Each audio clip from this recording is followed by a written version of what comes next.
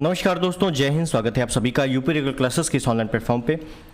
और जैसा कि आपको पता है कि पेट एग्ज़ाम 2025 को जो होना है 6-7 सितंबर को, उसके लिए हम लोग कंप्लीट रिवीजन कर रहे हैं, ठीक है। जिसपे हम लोगों की शायद 3 या 4 क्लासेस हो चुकी है, जिसमें आपको मैंने हिस्ट्री, एंशिएंट हिस्ट्री कवर करवाया है। 2 पार्ट उसके कवर हो चुके हैं। एक पार्ट मैंने आपको जियोग्राफी का कवर करवाया है, स्टार्टिंग वाला, ठीक है। इसको आप लोग ज़रूर देख लेना, जियोग्राफी। आज जियोग्राफी का सेकंड पार्ट है और सेकंड पार्ट में हम लोग कोशिश करेंगे कि कुछ चीज़ें कवर हो जाएं, जिसपे मेनली हिमालय है, पहाड़ियाँ हैं, चाहे उत्तर भारत की हो, दक्षिण भारत की हो। यहाँ से आपका फिक्स है, मतलब यहाँ से फिक्स है, क्वेश्चन आना ही है, तय है। हर बार आया है, इस बार भी आएगा, सिलेबस में भी भरपूर दिया हुआ है। पठार हो गए, द्वीप समूह हो गए और वन हो गए, ठीक है। इनको कवर करेंगे, ठीक। और इसमें अगर आप टाइम मिला दर्रे भी जोड़ लीजिए, दर्रे वगैरह भी कवर कर लेंगे, ठीक है। तो आज की जियोग्राफी क्लास काफ़ी इंपॉर्टेंट है, इसको देख लीजिएगा, काफ़ी बेटर, मतलब सारी चीज़ें कवर हो जाएंगी। इसके बाद पीवाईक्यू से प्रैक्टिस कर लेना, बस इतना ही है, ठीक है। इसके अलावा कुछ आता वाता नहीं है, चाहे जितना अच्छा एग्ज़ाम हो। एक मेनली जो बेस है वही यही है, ठीक है। तो चलिए शुरुआत करते हैं फिर इस सेशन की। उससे पहले चैनल पर नए सब्सक्राइब, वीडियो को लाइक और शेयर जरूर कर देना। तो पेट एग्ज़ाम लाइक जो हम लोग शुरू कर रहे हैं, जियोग्राफी।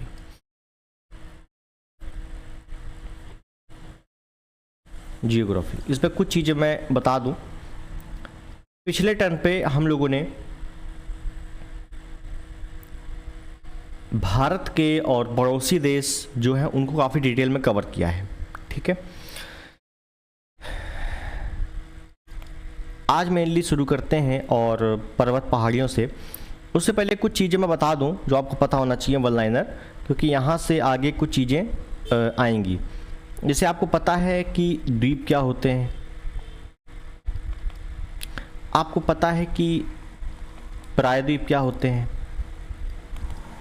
आपको पता है कि झील किसको कहते हैं, झील है ना। खाड़ी किसको कहते हैं, खाड़ी। एक होता है बे, जब बे मतलब खाड़ी हो गई। एक होता है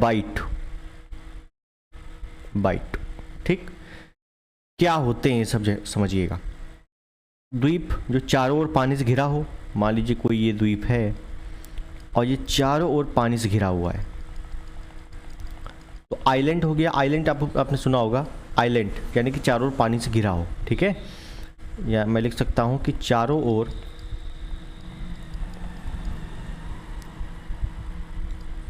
जल से घिरा भाग,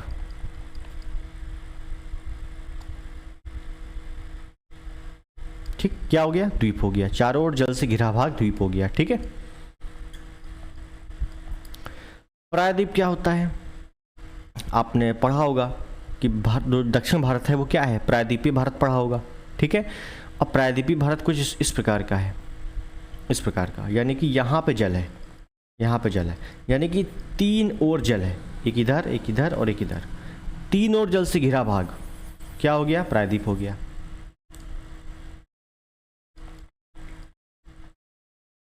तीन ओर जल से घिरा भाग, ठीक। झील क्या हो गया, झील मान लीजिए कोई ये झील है, पानी, और चारों ओर लैंड है, यानी कि भूमि है। तो चारों ओर स्थल भाग से घिरा जल क्षेत्र, ये क्या हो गया, झील हो गया, ठीक है। कभी कभार वन लाइनर पूछ लिया जाता है, इस वजह से मैं करवा रहा हूं। मैं लिख सकता हूं कि चारों ओर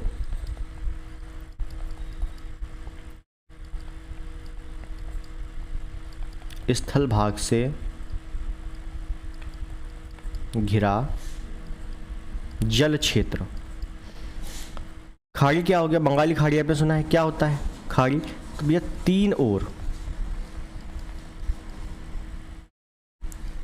3 ओर से भूमि से घिरा जल क्षेत्र, ठीक। बाइट क्या होता है, देखिए बे और बाइट में ज़्यादा अंतर नहीं है। जो बे मतलब खाड़ी, खाड़ी थोड़ी सी छोटी होती है, अब बाइट थोड़ा सा बड़ा होता है, बस इतना ही अंतर है। ठीक है, तो खाड़ी का ही विस्तृत रूप, विस्तृत रूप। ठीक है, चलिए, आपको पता है कि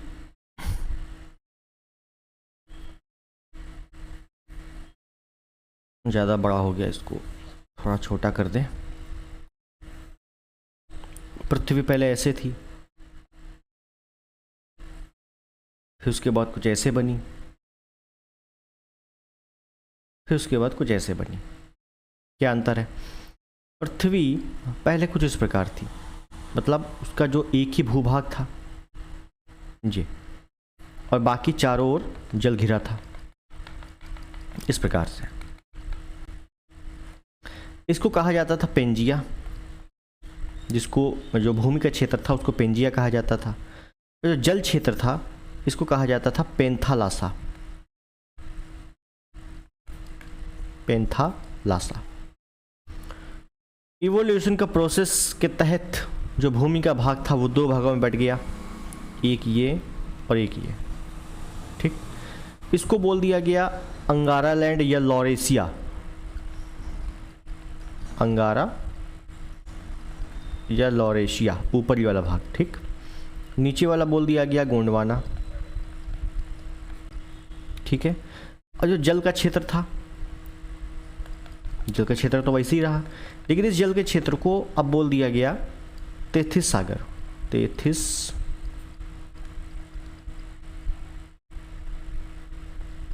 सागर। क्लियर है? फिर उसके बाद इवोल्यूशन का प्रोसेस हुआ, और फिर ये दो टुकड़े बटे थे, एक से दो हुए और दो से कई सारे टुकड़े हो गए।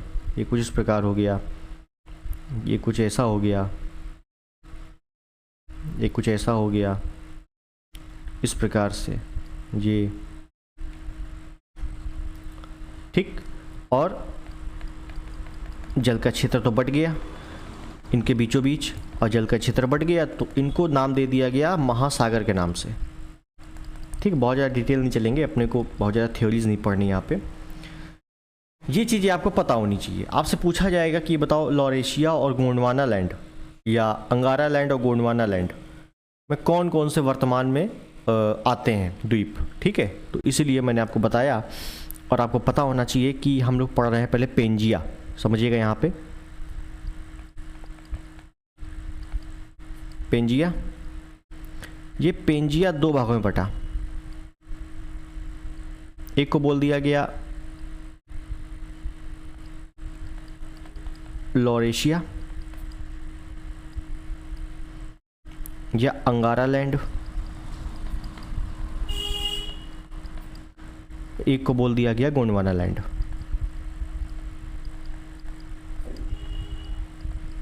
ठीक है, इसके बीच में है तेथिस सागर।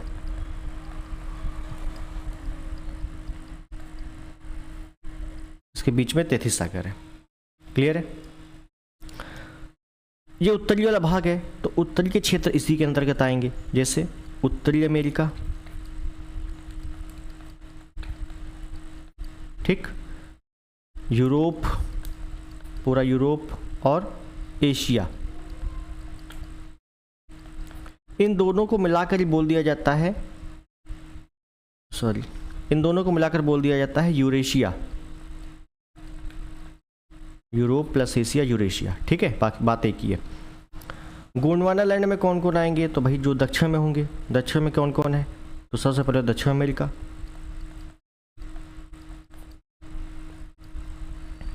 Africa, Antarctica, Australia. ठीक है, और याद रखना भारत का प्रायद्वीपीय भाग, भारत का प्रायद्वीप, देखो भारत एशिया में नो डाउट, लेकिन भारत का जो प्रायद्वीपीय भाग है ना, पूछा जाता है कि भारत का प्रायद्वीपीय भाग किस में आएगा, तो इसको आप गोंडवाना करोगे, अंगारा बिल्कुल नहीं करोगे। ठीक है, ये चीज़ें हुई। अब इसके बाद जब बटा सब चीज़ें, तो अब इसके बाद पर्वत वगैरह बनने शुरू हुई, प्लेटों का विवर्तन शुरू हुआ। उतना डिटेल नहीं चलेंगे हम लोग सीधे आएंगे उत्तर का पर्वतीय भाग। उत्तर का पर्वतीय भाग समझना है आपको, यहाँ पे आपने पढ़ा होगा। उत्तर के पर्वतीय भाग में हम 3 भाग करेंगे तो ज़्यादा डिटेल हो जाएगा। एक होता है ट्रांस हिमालय। उत्तर का पर्वतीय भाग का मतलब है कि उत्तर में कौन कौन से पर्वत हैं। तो एक हम लोग ट्रांस हिमालय के अकॉर्डिंग पढ़ लेंगे। ट्रांस को ही पार हिमालय कहीं कहीं लिख के आएगा। यहाँ पे आपको 2-4 शब्दावलियाँ एक्स्ट्रा मिलेंगी तो उसको पढ़ लेना, क्योंकि ज़्यादा क्वेश्चन डिफिकल्ट नहीं बनाएगा, लेकिन क्वेश्चन को दूसरा जो शब्द है वो आ जाएगा। ठीक है, फिर हम लोग पढ़ लेंगे एक हिमालय, और फिर हम लोग पढ़ लेंगे पूर्वी हिमालय। ठीक है ना, पूर्वी हिमालय को अलग करके पढ़ेंगे। यहां से हिमालय स्टार्ट होता है। ठीक, ट्रांस हिमालय में हम लोग पढ़ेंगे काराकोरम, लद्दाख और जास्कर। ठीक है, और हिमालय में पढ़ेंगे हम लोग महान हिमालय, लघु हिमालय, शिवालिक हिमालय। शिवालिक हिमालय को बाह्य हिमालय भी कहा जाता है, लघु हिमालय को हिमाचल भी कहा जाता है, और महान हिमालय को आंतरिक भी कहा जाता है, और हिमाद्री कहा जाता है। हिमाद्री कई बार आता है। ठीक है, अब पूर्व का हम लोग अलग से पढ़ेंगे, इसमें कोई बंटवारा नहीं करना अपने को। ठीक है, तो यहाँ तक बात क्लियर हो चुकी है। आगे चलते हैं।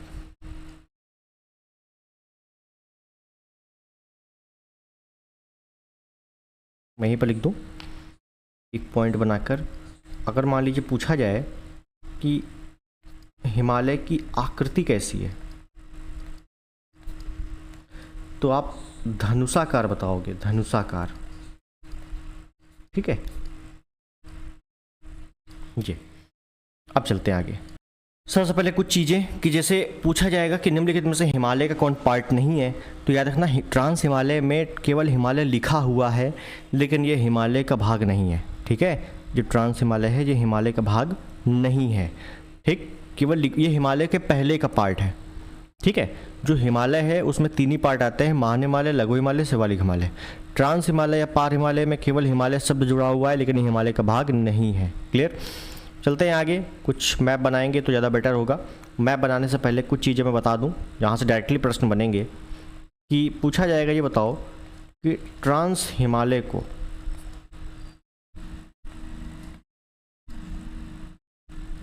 या मैं पहले मैप बना देता हूँ उसके बाद बताऊँ इसको।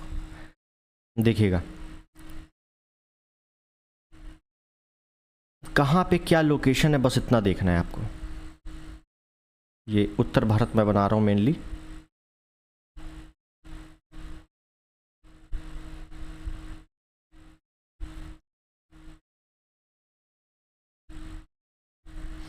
ये बन गया। ठीक है, यहां पे आपका देखो एक पार्ट तो ये रहा। ठीक है, उसके बाद सेकंड पार्ट ये रहा। ठीक है, उसके बाद थर्ड पार्ट ये रहा। अभी नाम देखेंगे हम लोग। ठीक, उसके बाद देखिएगा ये वाला एक पार्ट है, ये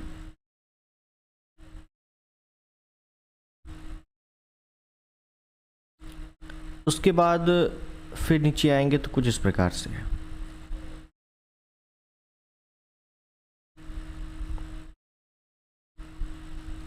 ये हो गया।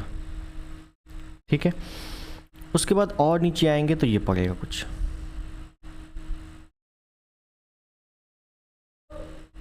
जी जी, समझिए है क्या। सबसे ऊपर है ट्रांस हिमालय,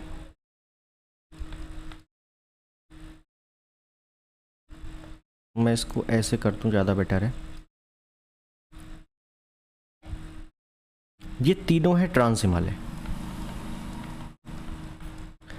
ट्रांस हिमालय में सबसे पहले पड़ेगा काराकोरम, लद्दाख,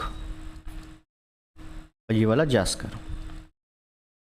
ठीक, उसके बाद ये तीनों हैं हिमालय। इसमें आपको पढ़ लिया सबसे पहले महान, फिर ये लघु और फिर ये शिवालिक। शिवालिक और ये लघु जो है ना टुकड़े में है। अब आपसे क्या पूछेगा, पूछेगा उत्तर से दक्षिण क्रम बताइए। क्रम ऐसे ही बताना है। सबसे पहले काराकोरम में मैंने आपको यहाँ पे देखो लिखवाया है ना, ये सबसे पहले काराकोरम, फिर लद्दाख, फिर जास्कर, फिर उसके नीचे महान, फिर लघु, फिर शिवालिक, फिर उसके नीचे उत्तर का मैदानी भाग। ठीक है, यानी कि भावर और तराई क्षेत्र। शिवालिक के नीचे क्या है, भावर और तराई क्षेत्र। ठीक है, ये हो गया। तो ये आपको मैप थोड़ा सा ध्यान रखना है, 2-4 बार बना लोगे तो क्रम मेनली यहाँ से पूछा जाएगा, बहुत ज़्यादा डिटेल नहीं आते, क्रम पूछा जाएगा, क्रम ध्यान रखना। उत्तर से दक्षिण, दक्षिण से उत्तर, जैसा भी क्रम आ जाए बता देना। अब इम्पॉर्टेंट ये है कि जो ट्रांस हिमालय है और फिर हिमालय का पार्ट शुरू हो रहा है, तो दोनों पार्ट शुरू हो रहे हैं, तो इसके बीच में कुछ ना कुछ क्षेत्र होगा। जैसे ट्रांस हिमालय के जो 3 पार्ट हैं बिल्कुल, और फिर उसके नीचे महान हिमालय शुरू हो गया है। तीनों पार्टों को डिवाइड नहीं करना है यहाँ पे। ठीक है, महान, फिर लघु शुरू हो गया है, लघु, फिर उसके बाद शिवालिक शुरू हो गया है। शिवालिक क्या पूछा जाएगा, पूछा यह जाएगा कि ट्रांस हिमालय और महान हिमालय को कौन सी रेखा अलग कर रही है, कौन सा जोन अलग कर रहा है। महान हिमालय लघु हिमालय को अलग कौन करता है, लघु हिमालय या बाह्य हिमालय या शिवालिक हिमालय, कुछ भी आ सकता है। लघु हिमालय शिवालिक हिमालय को अलग कौन करता है। ठीक है, तो कुछ नाम है जो आपको पता होना चाहिए। जैसे ट्रांस हिमालय और महान हिमालय को अलग करता है इंडो सांगपो सचर जोन। ठीक है, महान हिमालय और लघु हिमालय को कौन अलग करता है, या बृहद हिमालय या मध्य हिमालय को कौन अलग करता है, तो main central thrust, main central thrust. ठीक है, सेंटर में है ना, बीच में है, तो सेंट्रल ऐसे याद रखो। फिर लघु और बाह्य हिमालय या लघु या शिवालिक हिमालय को कौन अलग करता है, तो main boundary fault, main boundary fault. ठीक है, तो इतना आपको पता होना चाहिए। अब चलते हैं आगे और फटाफट से देखते हैं, क्योंकि अपने को पूरा कवर करना और ये पूरा रिवीजन हो रहा है। ठीक है ना, आई होप आपने ये पढ़ा होगा पहले। ठीक है, पढ़ा है तभी आपको समझ में आएगा, नहीं पढ़ा है तो एक बार आप पहले कायदे से इसको पढ़ेंगे पुराने वीडियोस से, क्योंकि मैं यहाँ पे थोड़ा डिटेल ज़्यादा नहीं चल रहा हूँ, क्योंकि ज़्यादा डिटेल आना भी नहीं है, आना यहीं से है, बस रिवीजन होना चाहिए। तो सबसे पहले हम लोग देखते हैं ट्रांस हिमालय। ट्रांस हिमालय को कहा जाएगा पार हिमालय।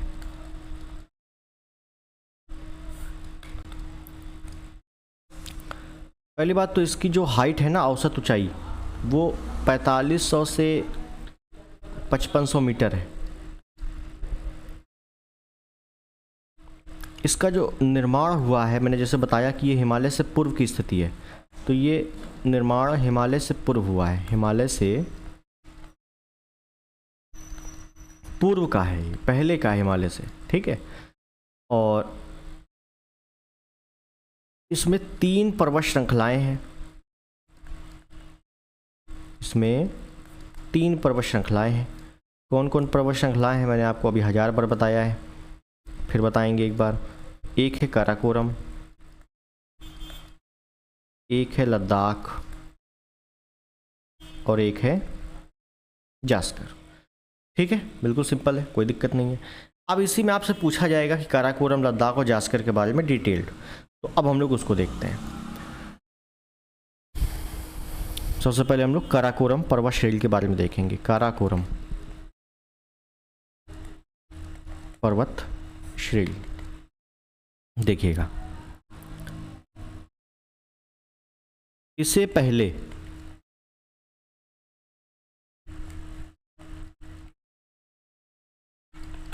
कृष्णागिरी पर्वत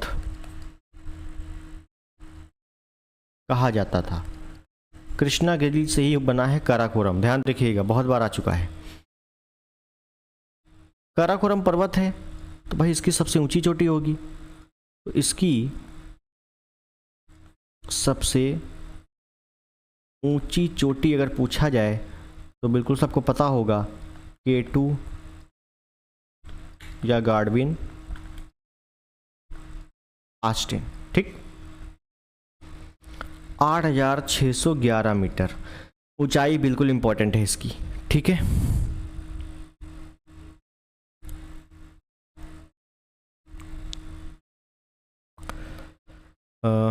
उसके बाद यहीं पर कुछ फैक्ट हैं, जैसे K2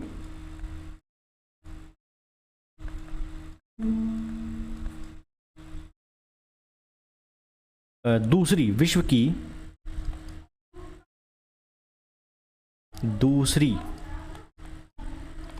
सबसे ऊंची चोटी, सबसे ऊंची चोटी सेकंड नंबर की है, ध्यान दीजिएगा, सेकंड नंबर की है, फर्स्ट नंबर की नहीं है, ठीक है। पहली कौन सी है, तो माउंट एवरेस्ट है, चूंकि माउंट एवरेस्ट नेपाल में है, ठीक है। माउंट एवरेस्ट, पहली माउंट एवरेस्ट है। और तीसरी कंचनजंगा है, कंचनजंगा जो कि सिक्किम में है, ठीक है, पता होगा आपको, बिल्कुल बेसिक पॉइंट है। यहीं से आपसे डायरेक्टली प्रश्न आएगा, विश्व की पहली सबसे ऊंची चोटी माउंट एवरेस्ट है, दूसरे नंबर की K2 है, तीसरे नंबर की कंचनजंगा है, ठीक है, ध्यान रखिएगा इसको। आगे चलते हैं थोड़ा सा, और आगे हम लोग देखेंगे जो काराकोरम है ना, काराकोरम पर अनेक ग्लेशियर या हिमनद हैं।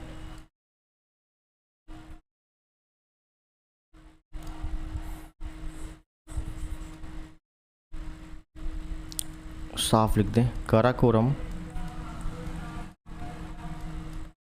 पर अनेक ग्लेशियर या हिमनद हैं। कौन कौन से हैं, अब ध्यान दीजिएगा यहाँ पर इंपॉर्टेंट। तो पहला मैं बात करूं सियाचिन ग्लेशियर, हालांकि बहुत ज़्यादा यहाँ से डिटेल नहीं आएगी, लेकिन सियाचिन थोड़ा सा इंपॉर्टेंट है।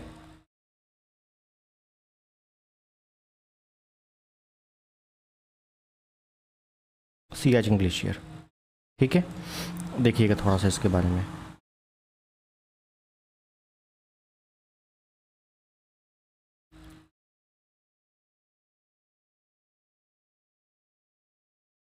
विश्व का सबसे ऊंचा ग्लेशियर है ये, विश्व का सबसे बड़ा ग्लेशियर है, सॉरी,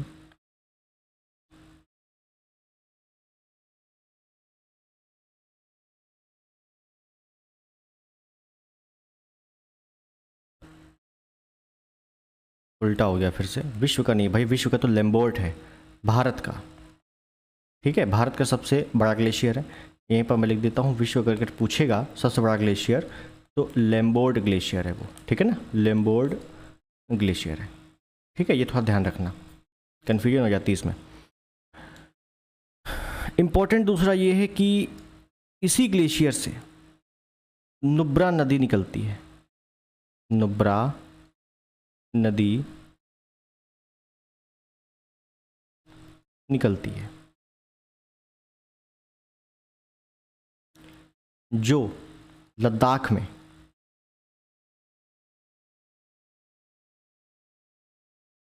नुब्रा घाटी बनाती है, यानी कि ये नदी सियाचिन ग्लेशियर से निकली, आगे बहते हुए काराकोरम के नीचे क्या है, लद्दाख ही तो है, तो नुब्रा नदी सियाचिन ग्लेशियर काराकोरम से निकलती है और लद्दाख में जाने के बाद घाटी बनाती है, ठीक है। दूसरा ग्लेशियर है बाल्टोरा, तीसरा है साल्टोरा, चौथा है हुंजा, पांचवा है बैफो, छठा है हिस्पार। ठीक है, ये कुछ ग्लेशियर्स हैं काराकोरम में, इंपॉर्टेंट है। ठीक, आगे चलते हैं।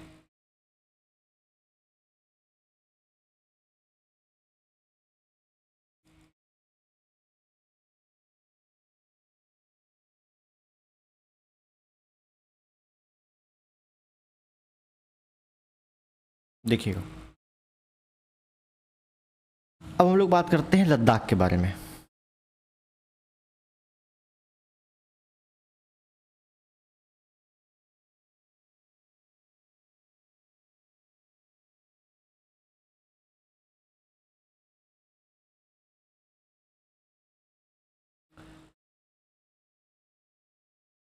लद्दाख पर्वत की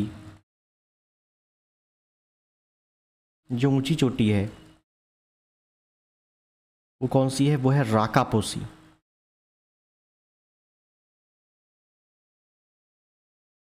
170-88 मीटर।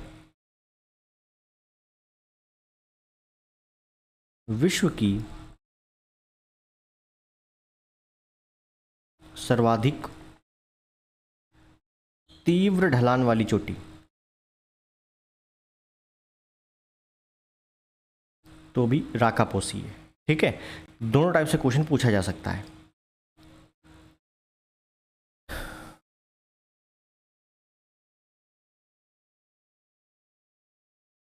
लद्दाख पठार भारत का सबसे ऊंचा पठार।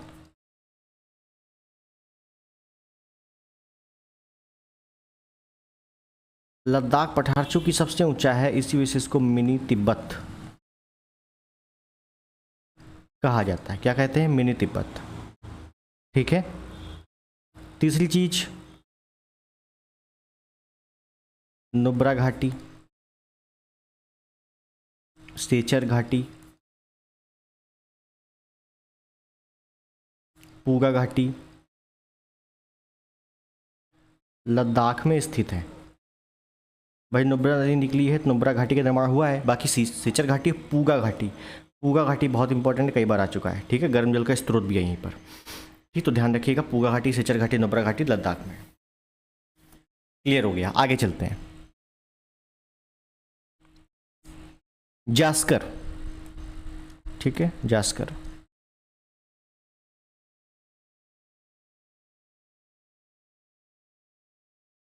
शेषनाग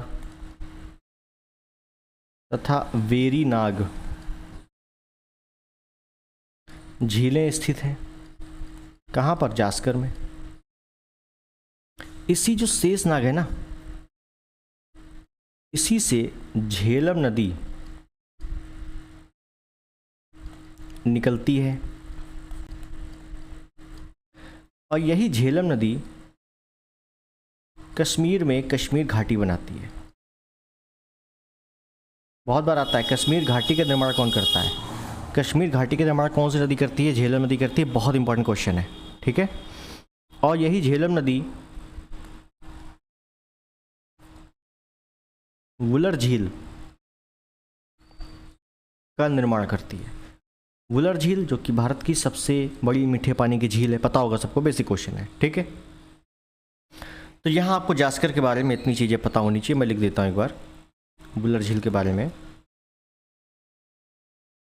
भारत की सबसे बड़ी मीठे पानी की झील और सबसे बड़ी खारे पानी की झील तो वो चिल्का है, उड़ीसा में। क्लियर है? चलिए, तो काराकोरम, लद्दाख, जास्कर हमने पढ़ लिया। अब इसके बाद शुरू होता है हिमालय। हिमालय पर्वत। कुछ बेसिक पॉइंट पहले। हिमालय एक नवीन वलित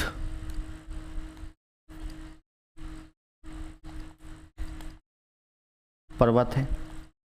याद रखना, न्यू फोल्डिंग माउंटेन यानी कि नवीन वलित पर्वत है। ठीक है ना, पुराना पर्वत नहीं है, नवीन वलित है। सेकेंड पार्ट में हम ये लिखेंगे कि इसका जो निर्माण हुआ है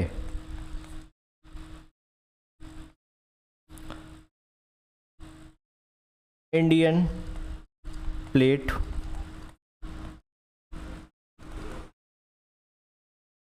यूरेशियन प्लेट के टकराव से। ठीक है, इंडियन प्लेट और यूरेशियन प्लेट, कोई तीसरी प्लेट नहीं है, दो ही प्लेटें हैं। ठीक है, ध्यान रखिएगा। तीसरा, अब चूंकि हिमालय का निर्माण हुआ तो वहाँ पर तैतीस सागर था, तैतीस सागर खत्म हो गया, तो हिमालय का पालना किसे कहा जाता है? तैतीस सागर को। तैतीस सागर, हिमालय का निर्माण तैतीस सागर की भू सन्निधि से हुआ है, तो इसलिए तैतीस सागर हिमालय का पालना है। क्लियर?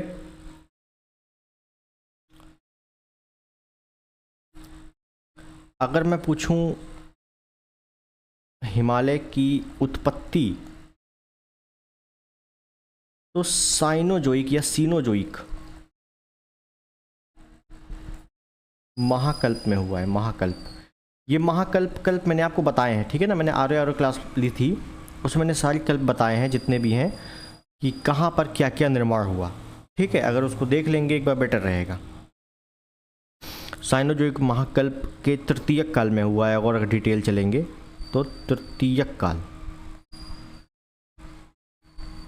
ठीक है, कई सारे हैं, ईओसीन, ओलियोसीन, मायोसीन, मैंने सभी बताए थे आप कहाँ पर किसका निर्माण हुआ है। लघु हिमालय का निर्माण, महान, शिवालिक, सब बताया है। ठीक है, उसके बाद देख लेना एक बार। आगे चलें, तो हिमालय में हमने इतना कुछ देख लिया। और अगर आपसे पूछा जाए, हाँ वन लाइनर थोड़ा देख लेते हैं वरना यहाँ से क्वेश्चन बनेंगे कि हिमालय विश्व की सबसे ऊंची पर्वत श्रृंखला है। याद रखना, हिमालय विश्व की सबसे ऊंची पर्वत श्रृंखला है। ठीक है, और अगर पूछे कि विश्व की सबसे लंबी पर्वत श्रृंखला बताओ, भाई सबसे ऊंची तो हिमालय बता दी, लेकिन सबसे लंबी बताइए। तो सबसे लंबी में आप पहले नंबर पे है भाई साहब एंडीज, सेकंड नंबर पे है रॉकीज। अब आपको पता होना चाहिए सब कहाँ है, ठीक है, क्योंकि ये रिवीजन चल रहा है। उसके बाद तीसरे नंबर पे है हिमालय, चौथे नंबर पे है ग्रेट डिवाइडिंग रेंज,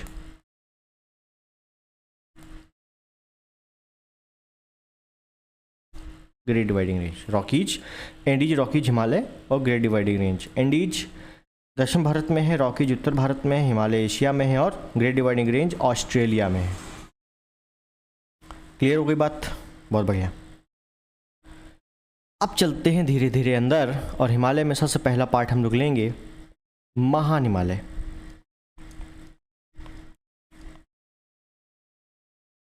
या बृहद हिमालय या हिमाद्री, कुछ भी कह दीजिए। ठीक है, अब ध्यान दीजिएगा, मैंने आपको मैपिंग बता दी है कहाँ पे क्या है। ठीक है, अब मुझे लोकेशन क्लियर करना है। तो एक चीज़ ध्यान रखना कि पश्चिम में जो चौड़ाई है, हिमालय की चौड़ाई,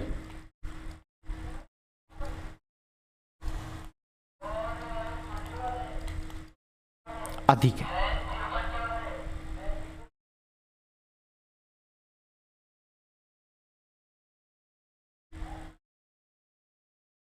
अधिक है, ठीक है, पश्चिम में चौड़ाई अधिक है, यानी कि पूर्व में सक्रिय है, कुछ इस प्रकार से।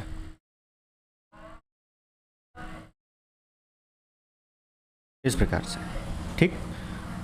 यहां पर जो पर्वत है वो है नंगा पर्वत, और यहां पर जो पर्वत है वो है नामचा बरवा। यानी कि जो मैं, और यहाँ पहले मैं बता दूँ टोटल ये है 2400, किलोमीटर। किलोमीटर। ऊंचाई है लगभग 6000 मीटर हिमालय की, ठीक है। और विश्व के जितने भी शिखर, ऊंचे ऊंचे शिखर है ना, ऊंचे ऊंचे पर्वत है, वो महान हिमालय में है, ठीक है। तो अब हम लोग देखते हैं महान हिमालय में कौन कौन से पर्वत हैं, ठीक। तो महान हिमालय के पर्वत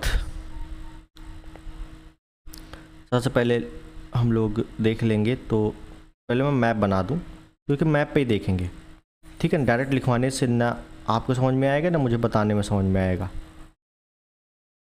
ये सकरा कर दिया थोड़ा सा और ये चौड़ा कर दिया, कोई दिक्कत नहीं है, बढ़िया। अब देखिएगा, ये महान हिमालय का पर्वत बता रहा हूँ, ठीक है। तो महान हिमालय में एक पर्वत है कुछ इस प्रकार से, ठीक है। जी, उसके बाद एक ये है, एक और ले लो, एक और ले लो, इधर से एक और आ जाओ, एक और आ जाओ, उसको, ठीक है, एक और आ जाओ, एक और, एक और, एक ये और एक ये। आपसे पूछेगा मैक्सिमम क्वेश्चन कि एक तो पूछेगा ये बताइए पर्वत का क्रम पूछ लेगा, पश्चिम से पूर्व या पूर्व से पश्चिम, या सर्वाधिक ऊंचा पर्वत कौन सा है, या ये पर्वत कहाँ पर है, किस लोकेशन पे है, ठीक है। बस देखिएगा, सबसे पहले मैं नाम लिखता हूँ। मैंने लिखा ये है नंगा पर्वत, यानी कि नंगा पर्वत से शुरू हो रही है चीज़ें, ठीक। उसके बाद है कामेत, उसके बाद है त्रिशूल, उसके बाद है नंदा देवी, बहुत इंपॉर्टेंट है, ये पता होना चाहिए, नंदा देवी। उसके बाद है अन्नपूर्णा, उसके बाद है मैं एक लोकेशन और बना दूं इधर तो ज़्यादा बेटर रहेगा, अन्नपूर्णा, धौलागिरी, धौलागिरी, ठीक है। उसके बाद है मकालू, फिर है माउंट एवरेस्ट, फिर है मनसालू, मनसालू, मनसालू के बाद कंचनजंगा, और फिर उसके बाद है नामचा बरवा, ठीक है।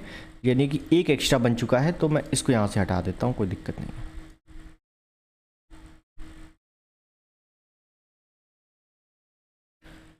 ठीक, फटाफट से लोकेशन देखिए।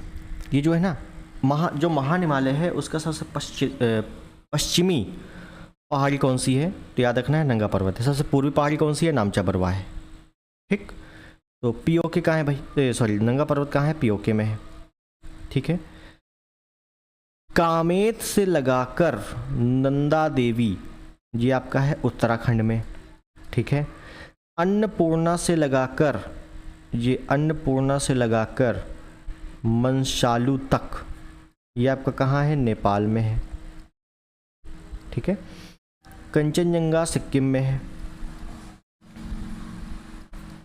और नामचा बरवा अरुणाचल प्रदेश में है। आपको दिख रहा है, बिल्कुल बिल्कुल अरुणाचल प्रदेश में, क्लियर है जी। आपको ध्यान रखना है। इसी में अगर आपसे पूछ ले कि सबसे ऊंचा बताओ, तो सबसे ऊंचा भाई विश्व का सबसे ऊंचा माउंट एवरेस्ट,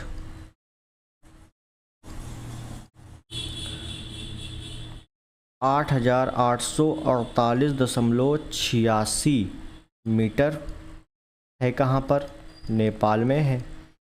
और नेपाल में इसको सागरमाथा कहा जाता है। तिब्बत एरिया में भी है, तिब्बत एरिया में इसको चोमोलुंगमा कहा जाता है। या वो क्वेश्चन है कि माउंट एवरेस्ट को तिब्बत में क्या कहते हैं, चोमोलुंगमा, और नेपाल में क्या कहते हैं, सागरमाथा, ठीक। सागरमाथा है, तो ध्यान रखिएगा। सेकंड नंबर की बात करूं तो कंचनजंगा है,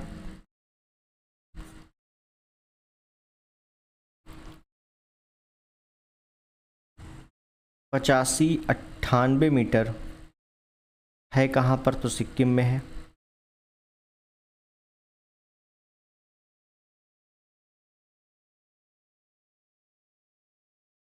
विश्व की तीसरी सबसे ऊंची चोटी, तीसरी सबसे ऊंची चोटी मैंने आपको बता दिया पहले ही।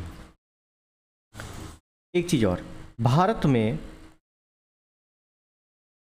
स्थित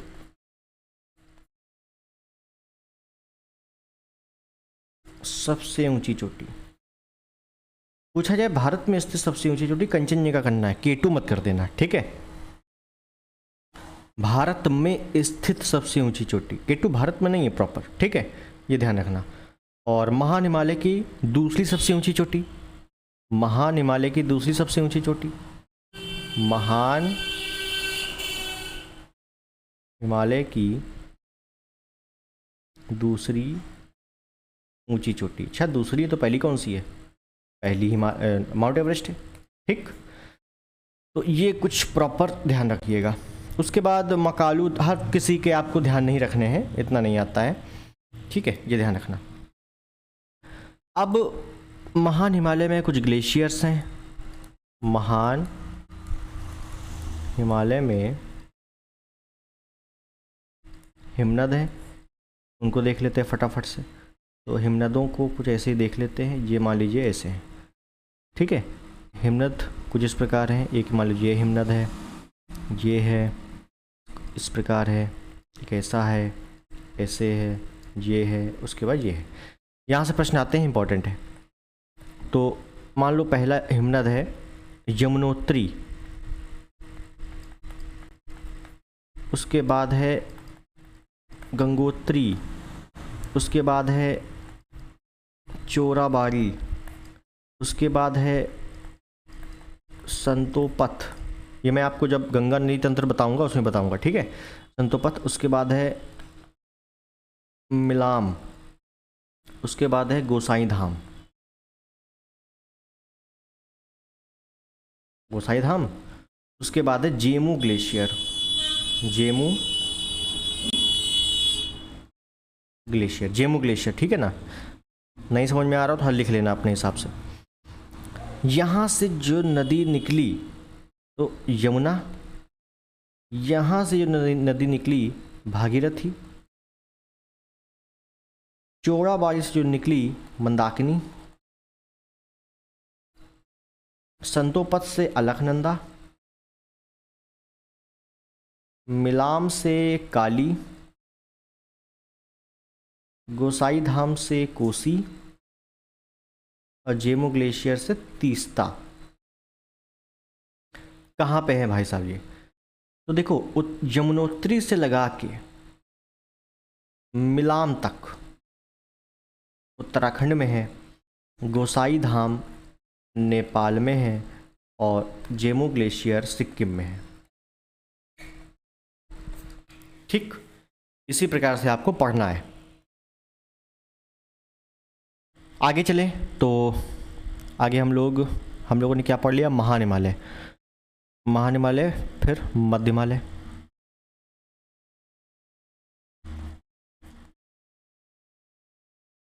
मध्य हिमालय। एक चीज ध्यान रखना कि इसके नाम अलग अलग जगह पर अलग अलग है, ठीक है। महान हिमालय प्लस मध्य हिमालय, ये दोनों मिल जाते हैं कहाँ पर? दार्जिलिंग में, दार्जिलिंग के पास ये दोनों आपस में मिल जाते हैं, ठीक है ना, ध्यान दीजिएगा। अब कहाँ पे है तो इसको मैं बताता हूँ किस प्रकार है। इसके जो पर्वत है ना वो एकदम एग्जैक्ट ऐसे नहीं है जैसे अभी तक हम लोग पढ़ रहे थे।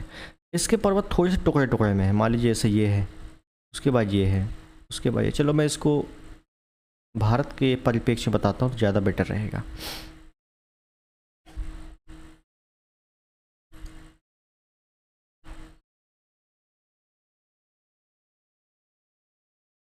देखिएगा,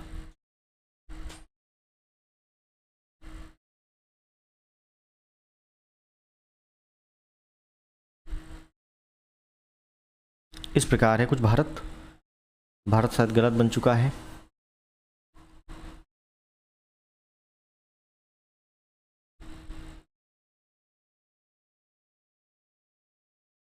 ठीक, कुछ इस प्रकार है, ठीक है। इसकी जो पर्वत है ना वो कुछ ऐसे हैं कि मान लीजिए जैसे ये हैं एक,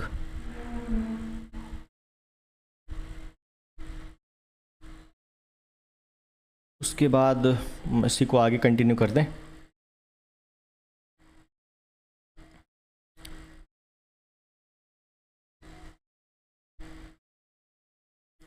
ज़्यादा ऊपर बन गया है, 1 मिनट रुकिएगा।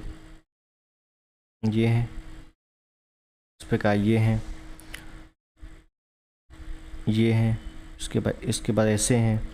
ठीक है, मैं आपको लोकेशन बता दूंगा तो ज़्यादा परेशानी वाली बात नहीं है इसमें। थोड़ा सा मैप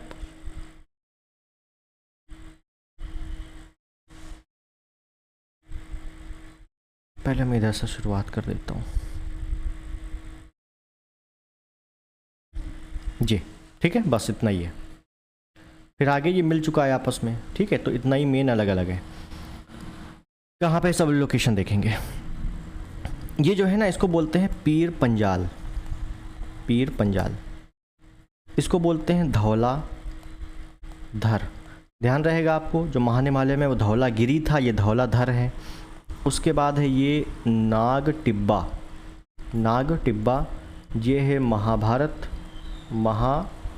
की पहाड़ियाँ। पीर पंजाल आपका जम्मू कश्मीर में है। धौलाधर धौलागिरी ये दोनों हिमाचल प्रदेश में है। सॉरी, धौलागिरी तो उत्तराखंड में था, ये हिमाचल प्रदेश में है। नाग टिब्बा उत्तराखंड में है और महाभारत नेपाल में। दिख भी रहा है आपको, कोई दिक्कत नहीं है। ठीक है, और पता होना चाहिए आपको जो पीर पंजाल है यहीं पर कश्मीर घाटी, कश्मीर घाटी है। पूछा जाए कश्मीर घाटी कहाँ पर है, पीर पंजाल में है। और किस नदी से बनी है, तो झेलम नदी से बनी है। ठीक है, सिंपल क्वेश्चन है, ये आपको ध्यान रखना है। अब इसके बाद जो शुरुआत होती है, बहुत सारे इसमें कुछ ऋतु प्रवास करने वाली जनजातियां हैं या बहुत सारे हिल स्टेशन हैं। ठीक है, तो वो मैं आपको स्टैटिक वाले पोर्शन में करा दूंगा। ठीक, स्टैटिक पोर्शन वाले जैसे पूछ लेगा कि गुलमर्ग सोनमर्ग कहाँ पे है, तो वो जम्मू कश्मीर में है। जब पूछ लेगा डलहौजी कहाँ पे है, हिमाचल प्रदेश में है, या चकराता कहाँ पे, उत्तराखंड में। ठीक है, तो वो स्टैटिक वाले पोर्शन में करेंगे। मेनली हम लोग आगे बढ़ते हैं और महान हिमालय के बाद हम लोग आते हैं शिवालिक में। शिवालिक को बाय हिमालय भी कह देंगे, कोई दिक्कत नहीं है, बिल्कुल। ठीक है, तो शिवालिक को बाय हिमालय भी कह सकते हैं और सबसे बाहरी है, इस वजह से बाय हिमालय है। ठीक है, और इसके जो नाम है ना, नाम ऐसे लिख दें, नाम निम्न है। निम्न का मतलब है अलग अलग लोकेशन पे अलग अलग है। जैसे इसको जम्मू कश्मीर में क्या कहेंगे, हिमाचल प्रदेश उत्तराखंड वाले एरिया में क्या कहेंगे, नेपाल में क्या कहेंगे, और अरुणाचल प्रदेश में क्या कहेंगे। क्योंकि अरुणाचल प्रदेश पूर्वी एरिया हो गया तो उसको हम लोग डिटेल में देखेंगे अभी। ठीक है, जम्मू कश्मीर में इसको जम्मू पहाड़ियाँ कहा जाता है, जम्मू पहाड़ियाँ। हिमाचल प्रदेश उत्तराखंड में शिवालिक ही कहा जाता है। नेपाल में इसको चुलिया मुरिया कहा जाता है, ये पूछा गया है, चुलिया मुरिया। और अरुणाचल प्रदेश में इसको अलग अलग नाम है इसके, जो वहाँ की जनजातियाँ हैं ना उस पे नाम रखे गए हैं। डाफला, मीरी, अभोर, मिश्मी। ठीक जी,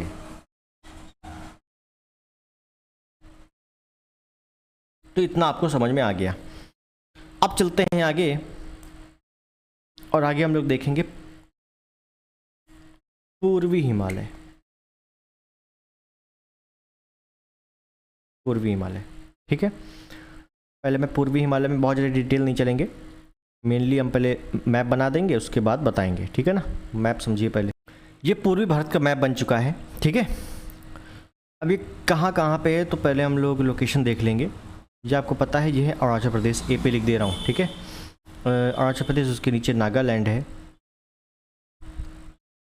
नागालैंड, उसके नीचे मणिपुर है, मणिपुर, उसके नीचे मिजोरम है, मिजोरम, उसके नीचे त्रिपुरा है, ये है त्रिपुरा, ये है मेघालय, मेघालय, ये है असम, और ये है पीबी। पीबी का मतलब समझ जाना, पश्चिम बंगाल। ठीक, पहाड़ियाँ देखेंगे। जो मैं ग्रीन से बनाऊंगा वो है पहाड़ियाँ। ठीक है, ये इस प्रकार,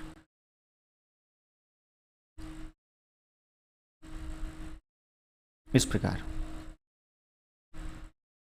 इस प्रकार। ठीक है, ये पहाड़ियाँ हैं। पहाड़ियों का नाम देखो फटाक से, इसको बोलेंगे डाफला,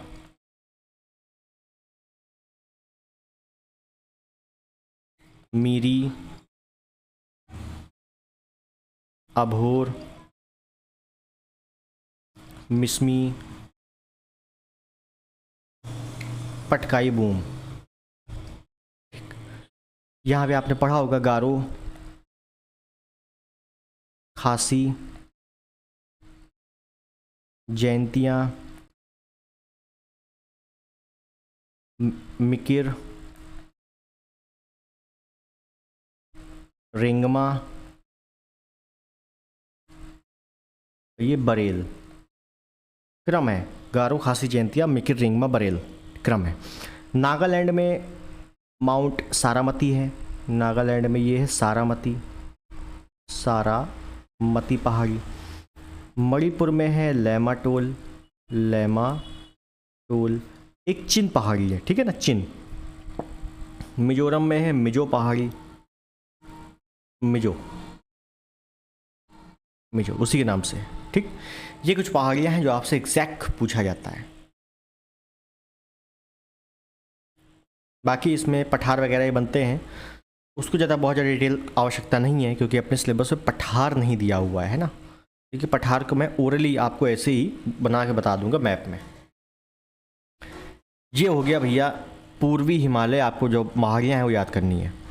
ठीक, बाकी बेसिक पॉइंट जो मैंने नहीं करवाया कि आपको पता ही चेरापूंजी खासी में है, मासिनराम खासी में है, जो जहाँ सर्वाधिक वर्षा होती है, 1200 सेंटीमीटर से अधिक वर्षा होती है, वो मैं आपको जब मैं मानसून पढ़ाऊँगा तब बता दूंगा। ठीक है, अब आगे चलते हैं। आगे हम लोग बात करेंगे कि हिमालय का विभाजन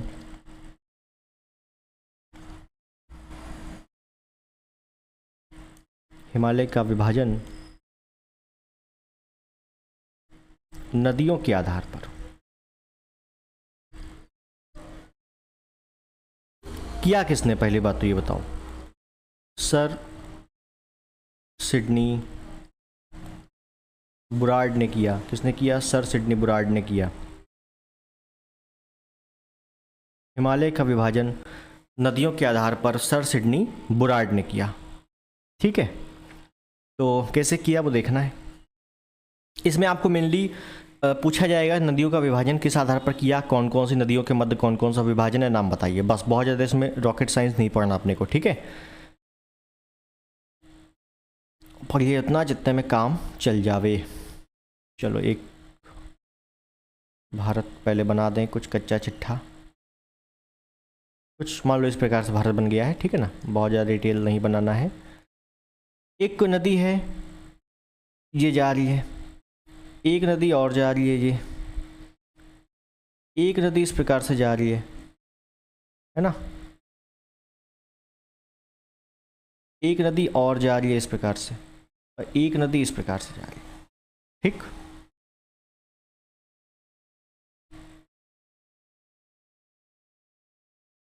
जी, यहाँ कहीं उद्गम होगा, कोई दिक्कत नहीं है, हमें ना जानना है ना पता करना है अभी। एक बीज का क्षेत्र जो है वो, अच्छा चलो मैं पहले इसे बना दूँ। ये कहीं इस प्रकार से हिमालय है, ये कहीं पर्वत इस प्रकार से है ना, हिमालय पर्वत। ठीक है, तो एक दो नदियों के बीच का क्षेत्र एक ये हो गया, दो नदियों के बीच का क्षेत्र एक ये हो गया, दो नदियों के बीच का क्षेत्र एक ये हो गया, दो नदियों के बीच का क्षेत्र एक ये हो गया, यानी कि 4 क्षेत्र बने। ठीक है, नदियाँ कौन सी हैं वो देखिए। ये नदी है सिंधु, सिंधु, ये है सतलज, सतलज, ये है काली, काली नदी, काली, ये है तीस्ता, तीस्ता, और ये है ब्रह्मपुत्र, ब्रह्मपुत्र। यानी कि सिंधु से सतलज के बीच का क्षेत्र, सतलज से काली के बीच का क्षेत्र, काली से तीस्ता का बीच का क्षेत्र, तीस्ता से ब्रह्मपुत्र के बीच का क्षेत्र, इनको नाम दिया गया है। ठीक है ना, मान लीजिए जैसे ये 1 है, ये 2 है, ये 3 है, ये 4 है। तो हिमालय का विभाजन नदियों के आधार पर हो गया, हो गया। अब जो विभाजन हुआ नाम क्या है, तो पहले वाले का नाम है भाई साहब पंजाब हिमालय। अभी मैं डायरेक्टली लिख दूंगा, पहले मैं इसमें लिख दूँ पंजाब हिमालय। फिर दूसरे वाले को बोला गया है कुमायूं हिमालय, कुमायूं हिमालय। तीसरे वाले को बोला गया है नेपाल हिमालय, नेपाल हिमालय। और चौथे वाले को बोला गया है असम हिमालय, असम हिमालय। 560, एक मिनट, 560, 320, 800, 720 किलोमीटर। क्या पूछेगा, मैक्सिमम पूछेगा आपसे पंजाब हिमालय किन नदियों के मध्य है, कुमायूं हिमालय किन नदियों के मध्य है, नेपाल हिमालय किन नदियों के मध्य है, या असम हिमालय किन नदियों के मध्य है। यह हिमालय का विभाजन नदियों के आधार पर किसने किया, नदियों के आधार पर हिमालय का विभाजन सर सिडनी बुलार्ड ने किया। सबसे अधिक विस्तृत हिमालय कौन सा है, तो नेपाल हिमालय 800 किलोमीटर है।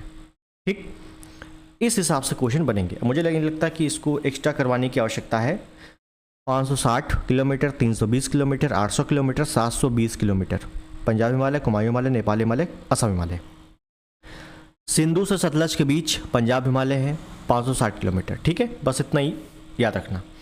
इसके अंदर बहुत ज़्यादा डिटेल है, लेकिन डिटेल ना अपने को पढ़ना है ना आता है।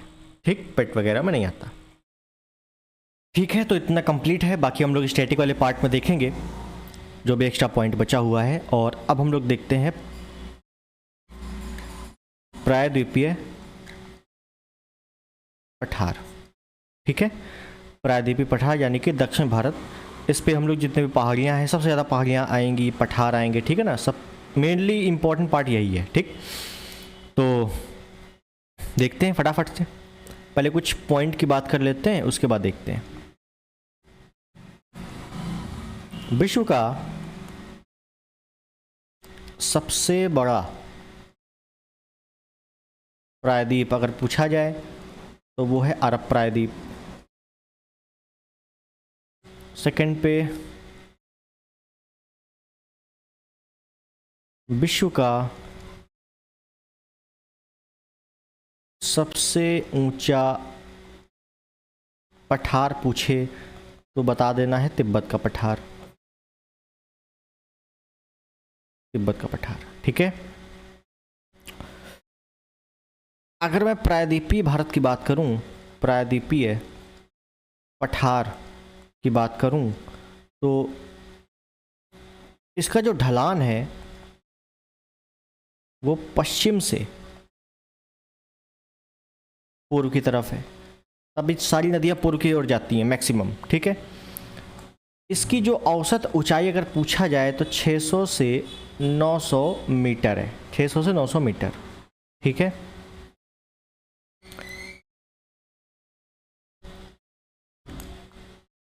उसके बाद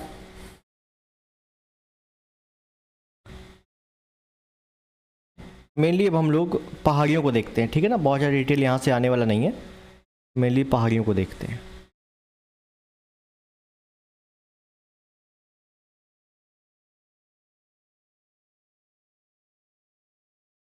ये कुछ है। ठीक, अब देखिएगा,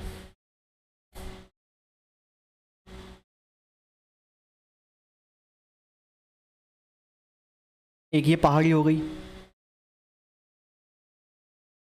एक ये हो गई, एक ये हो गई,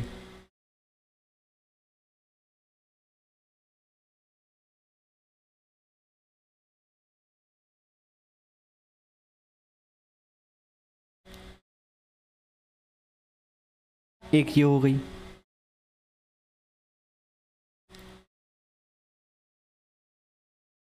एक ये हो गई, एक ये हो गई, ठीक है ना। इसको मैं थोड़ा सा ऐसे बना देता हूँ। उसके बाद ये नीचे, बस इतनी पहाड़ियाँ इधर में मैं बना दूँ, ज़्यादा बेटर रहेगा ऐसे, ठीक है। इतनी पहाड़ियाँ आपको पता होनी चाहिए। कौन कौन सी है देखेंगे, तो एक एक करके बात करेंगे, उसके बाद डिटेल देखेंगे। तो ये है भैया अरावली, अरावली, ये है विंध्यन या विंध्याचल, ये है सतपुड़ा, ये है पश्चिमी घाट, ये पढ़ा होगा आपने, ये है पूर्वी घाट, ये है नीलगिरी, और ये तीनों दक्षिणी घाट। इस पे हम लोग डिटेल देखेंगे कौन कौन सा है, ठीक है। तो अब एक एक करके पहले अरावली, फिर धीरे धीरे कवर करते हैं। तो सबसे पहले हम लोग अरावली देखेंगे। तो सबसे पहले हम लोग अरावली के बारे में देखेंगे, ठीक है। अरावली कंप्लीट करते हैं।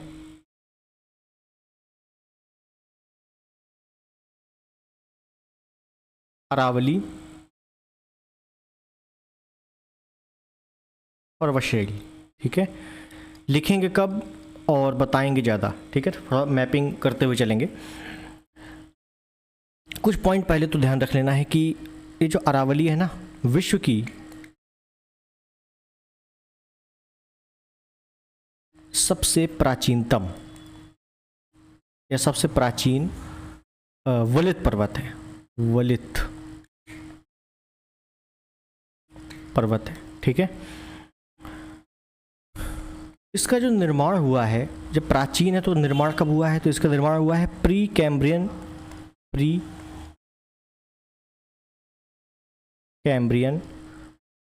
कल्प या प्री कैम्ब्रियन काल में, ठीक है। इसका निर्माण प्री कैम्ब्रियन काल में हुआ है, ठीक। दूसरी चीज यह है अवशिष्ट पर्वत है। अवशिष्ट को इंग्लिश में रेजिडुअल कहा जाता है। अवशिष्ट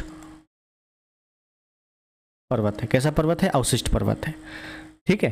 यानी कि ये निरंतर समाप्त हो रहा है, इसको लिख सकते हैं। इसका मतलब क्या है? निरंतर समाप्त हो रहा है, ठीक। तो अब थोड़ा सा मैपिंग बना के देखते हैं हम लोग। तो सबसे पहले मैं इसको अलग कर देता हूँ।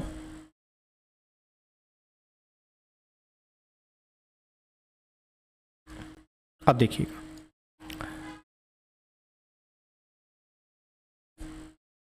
मान लो एक इस प्रकार का पर्वत है, ठीक है। इसके कुछ टुकड़े आगे तक गए हुए हैं, कोई दिक्कत नहीं। ये जो सबसे ऊपर है ना, सबसे ऊपर यहाँ पे क्या है? इसको बोला जाता है दिल्ली रिज। दिल्ली रिज यानी कि ये जो अवशिष्ट पर्वत है, सॉरी ये जो अरावली पर्वत है, ये दिल्ली रिज तक फैला हुआ है, ठीक है। और नीचे कहाँ पर है? नीचे आपका पालनपुर कहाँ पर? गुजरात में, ठीक है। इतना पता होगा। इसकी सबसे ऊंची चोटी यहाँ पे लिख देता हूँ, गुरु शिखर 1722 मीटर, ठीक है। यहीं पर इसका एक हिल स्टेशन है, माउंट आबू। याद रखना, यहीं पर माउंट आबू है। ये क्या है? एक हिल स्टेशन है। पूछेगा कि अरावली का हिल स्टेशन किसे कहा जाता है, तो माउंट आबू को, ठीक। एक और है, एक क्या है? दिलवाड़ा का जैन मंदिर है, दिलवाड़ा जैन मंदिर, ठीक है। तो ये कुछ चीज़ें हैं जो ध्यान रखना। अच्छा, माउंट आबू को स्टैटिक में पूछा जा सकता है क्या कहते हैं, तो राजस्थान का शिमला, राजस्थान का शिमला कहा जाता है किसे? माउंट आबू को, ठीक है। यहां तक बात क्लियर है।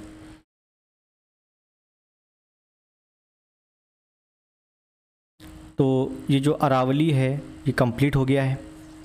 अब देखते हैं विंध्यन।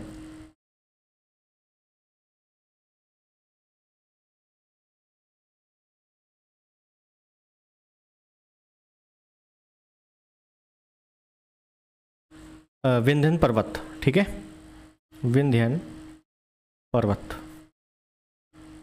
क्या है भाई? ये तो ये एक ब्लॉक पर्वत है, एक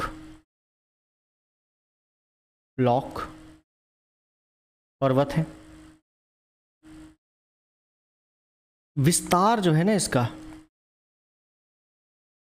विस्तार कहाँ से कहाँ तक है? तो ये गुजरात से लेकर सासाराम बिहार तक, ठीक है, इसका विस्तार है। इसकी बहुत सारी चोटियां हैं, बहुत सारी चोटियों का मतलब है जो इम्पोर्टेंट है वो देखनी है। जैसे एक ये हो गई, एक और हो गई, ठीक है, एक कैमूर हो गई और एक ये पारसनाथ हो गई। मैं लिखता हूँ नाम। ये विंध्यन की छोटे छोटे पर्वत हैं। सबसे पहले पर्वत को बोलेंगे जोबट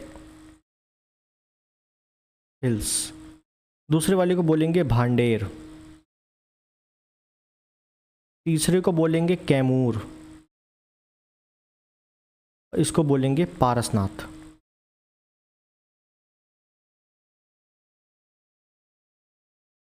क्या बोलेंगे? पारसनाथ। ठीक। आपसे पूछेगा कि ये बताओ विंध्यन पर्वत की सबसे ऊंची चोटी कौन सी है? तो विंध्यन पर्वत की सबसे ऊंची चोटी है आपकी कालूनर। कालूनर, ठीक है, सबसे ऊंची चोटी है। थोड़ा ध्यान रखना, मैं लिख नहीं रहा हूँ, बोल रहा हूँ। कालूनर लगभग 600 बोल रहा हूँ, लगभग 752 मीटर। ठीक। अब ये पूछेगा कालूनर है कहाँ पर? तो ये भांडेर में स्थित है। ये भांडेर जो श्रेणी है इसकी पर्वत है, वहाँ पर स्थित है कालूनर, जो कि विंध्यन की सबसे ऊंची चोटी है। ठीक है। और जो विंध्यन पर्वत है किस लिए फेमस, किस लिए है? तो लाल बलुआ पत्थर हो गया, लाल बलुआ पत्थर, संगमरमर, चूना पत्थर, इन सब के लिए फेमस है।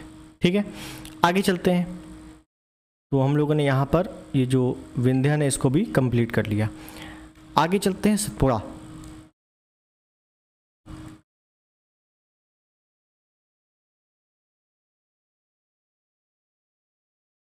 ये भी एक भ्रंश के द्वारा निर्माण हुआ है, भ्रंश के द्वारा निर्मित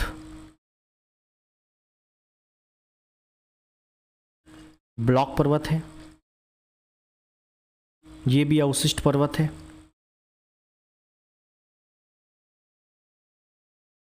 ये भी अवशिष्ट पर्वत है, मैंने शायद इसमें नहीं लिखा तो ये भी लिख लेना, ये भी एक अवशिष्ट पर्वत है। ठीक है ना, अवशिष्ट पर्वत है। यानी कि अवशिष्ट पर्वत कौन कौन से हैं? तो विंध्यन हो गया, अरावली हो गया और सतपुड़ा हो गया। ठीक है, तीनों अवशिष्ट हैं। अब यहाँ पे मेन इंपॉर्टेंट है कौन कौन से पर्वत है, ठीक है ना, वही देखना है अपने को। तो देखिएगा मैं बना रहा हूँ, एक मान लो जैसे ये है सतपुड़ा, राजपीपला, ग्वाली, महादेव, मैकाले। ठीक, नाम देखेंगे पहले। तो सतपुड़ा की पहली जो चोटी उसको सतपुड़ा ही बोलेंगे, Satpura. Rajpipla, ग्वाली, Mahadev, Macaulay.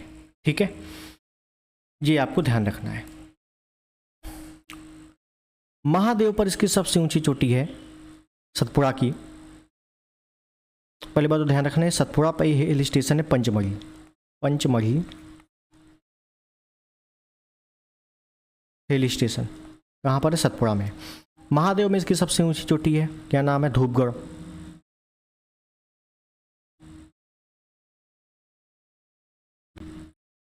Dhupgarh 1350 metre. Macaulay में सतपुड़ा की दूसरे सबसे ऊंची चोटी है अमरकंटक, 1050। ठीक है, ये कुछ पॉइंट ध्यान रखना है आपको, इंपॉर्टेंट है।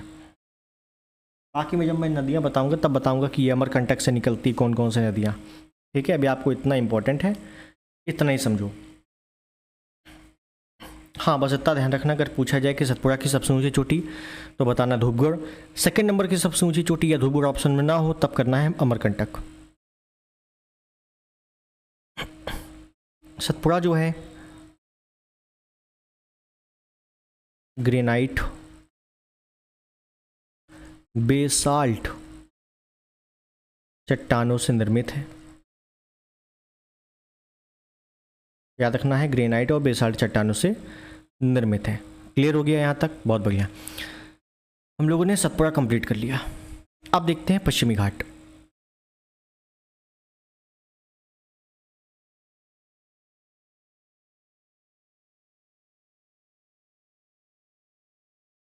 मैं वही बता रहा हूँ जो इंपॉर्टेंट है, ठीक है, ज़्यादा डिटेल नहीं चलना है अपने को। पश्चिमी घाट, इसको सह्याद्री भी कहा जाता है, इसी को सह्याद्री भी कहा जाता है, ठीक। अब देखिएगा,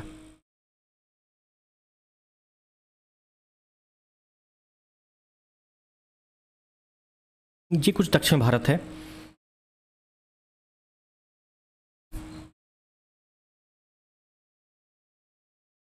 ये है पश्चिमी घाट। बहुत ज़्यादा स्टेटमेंट वाले क्वेश्चन नहीं आएंगे, तो इस वजह से बहुत बर्डन लेने की ज़रूरत नहीं है, ठीक है। अब इसको, जैसे मैंने पश्चिमी घाट को सह्याद्री कहा है, ठीक है। अब इस सह्याद्री को हम दो भागों में बांट दें, एक होगा उत्तरी सह्याद्री, एक होगा दक्षिणी सह्याद्री। देखिएगा कैसे, ये मान लो ऐसे हो गया, तो इसको बांटा कौन है, तो 16 डिग्री उत्तरी अक्षांश ने इसको दो भागों में बांट दिया है, ठीक। ऊपर वाले को हम कह देंगे उत्तरी सह्याद्री, नीचे वाले को बोल देंगे दक्षिणी सह्याद्री। सिंपल पॉइंट है, कोई दिक्कत नहीं है, ठीक। उत्तरी सह्याद्री, दक्षिणी सह्याद्री। अगर पूछा जाए उत्तरी सह्याद्री की सबसे ऊंची चोटी, तो यहाँ पर है, जिसका नाम है कालसबोई। उत्तरी सह्याद्री की दूसरी सबसे ऊंची चोटी तो यहीं पर है, जिसका नाम है महाबलेश्वर। दक्षिणी सह्याद्री की सबसे ऊंची चोटी तो यहाँ पर है कुद्रेमुख। दक्षिणी सह्याद्री की दूसरी सबसे ऊंची चोटी ब्रह्मगिरी। ब्रह्मगिरी, ब्रह्मगिरी पर्वत है, वहीं से कावेरी नदी निकलती है, ठीक है। यानी कि ये पहले नंबर की है, ये दूसरे नंबर की है, ये पहले नंबर की है, ये दूसरे नंबर की है दक्षिण में, ठीक है ना। ओवरऑल अगर पूछ ले कि बताओ पश्चिमी घाट की सबसे ऊंची चोटी, तो करना है आपको कुद्रेमुख, ठीक है। लेकिन ऐसे पूछता नहीं है, उत्तरी सह्याद्री दक्षिणी सह्याद्री थोड़ा सा टफेस्ट बनाएगा वो, ठीक है, जितना आपको ध्यान रखना है। अब यहाँ पे आपको ध्यान रखना है कि जो कुद्रेमुख है ना, कुद्रेमुख, ये प्रसिद्ध है किसके लिए, ये लौह अयस्क के लिए, लौह अयस्क का भंडार है, प्लस कॉफ़ी उत्पादन के लिए, कॉफ़ी के प्रोडक्शन के लिए, ठीक। तो ये बेसिक पॉइंट है, बहुत ज़्यादा डिटेल नहीं चलेंगे हम, इतना ध्यान रखना। महाबलेश्वर में ध्यान रखना कि महाबलेश्वर में ही आपका राष्ट्रीय मेघ अनुसंधान केंद्र स्थित है। क्या स्थित है? राष्ट्रीय मेघ अनुसंधान केंद्र स्थित है। कहाँ पर? महाबलेश्वर में। ये दोनों है कहाँ पर? तो ये दोनों महाराष्ट्र में है। और ये दोनों कहाँ पे हैं? ये दोनों कर्नाटक में। ठीक है, यहाँ तक बात क्लियर है, कोई दिक्कत नहीं है। आगे चलते हैं। आगे हम लोग देखेंगे नीलगिरी के बारे में।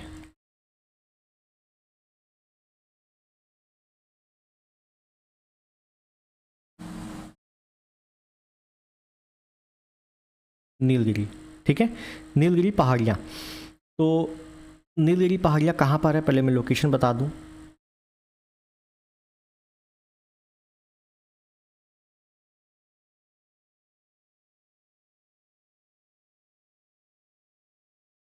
ये रहा पश्चिमी घाट,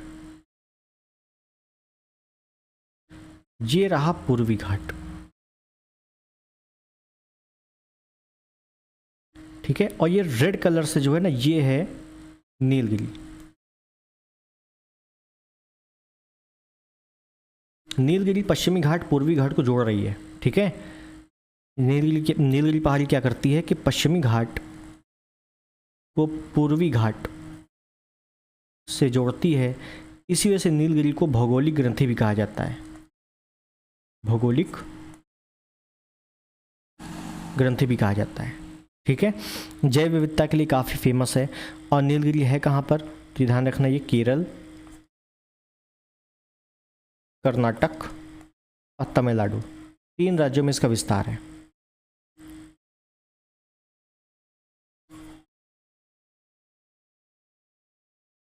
पूरा लिख देता हूँ, इसका विस्तार कहाँ पर है नीलगिरी का, केरल, कर्नाटक, तमिलनाडु।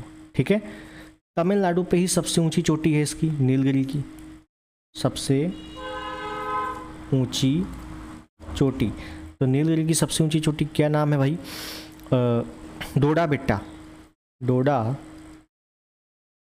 बेट्टा, 2637 मीटर, क्या 2637 मीटर।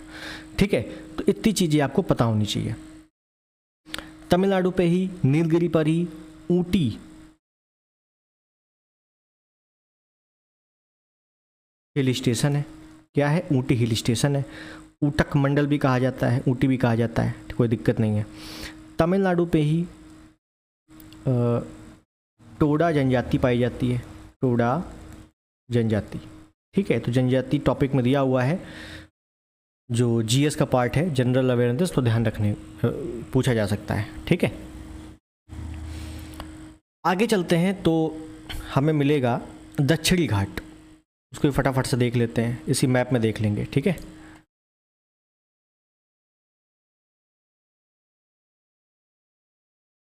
दक्षिणी घाट,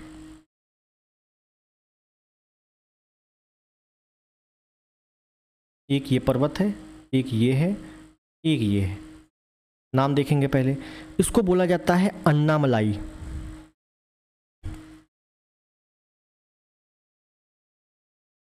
या हाथी पहाड़ी। ठीक है, इसको बोला जाता है इलायची की पहाड़ी, कार्डमम,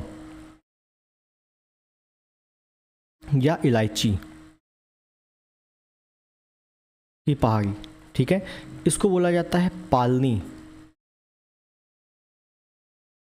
की पहाड़ी। क्लियर है। अब देखो सबसे नीचे क्या है, कार्डमम है। इस वजह से पूछेगा ये बताओ दक्षिणतम, जब भारत का सबसे दक्षिणतम पहाड़ी कौन सी है, तो इलायची या कार्डमम की पहाड़ी। ठीक, तो इसकी सबसे ऊंची चोटी कौन सी है, कार्डमम या इलायची की सबसे ऊंची चोटी, अगस्त मलाई, अगस्त मलाई सबसे ऊंची चोटी, ध्यान रखना इसके बारे में। ठीक है, ये ऊंची चोटी है। अन्नामलाई या हाथी पहाड़ियों की सबसे ऊंची चोटी अनेमुडी, अनेमुडी 2696 मीटर, दक्षिण भारत की सबसे ऊंची चोटी, दक्षिण भारत की सबसे ऊंची चोटी। देखो अगर पूछा जाए दक्षिण भारत की सबसे ऊंची चोटी, अनेमुडी करना है। अनेमुडी ऑप्शन में ना हो तो फिर डोडा बेटा करना है, 2637 मीटर, नीलगिरी की सबसे ऊंची चोटी। ठीक है, ध्यान रखना। पालनी पहाड़ियों की सबसे ऊंची चोटी, पालनी पहाड़ियाँ तमिलनाडु क्षेत्र में है, ये केरल वाले क्षेत्र में है, ये कर्नाटक वाले क्षेत्र में है। पालनी पहाड़ियों की सबसे ऊंची चोटी कौन सी है, कोडाई कोनाल, कोडाई कोनाल। ठीक है, ये भी तमिलनाडु पे ही है। ये हो गया दक्षिणी घाट, इंपॉर्टेंट है, ध्यान रखना है। अब चलते हैं,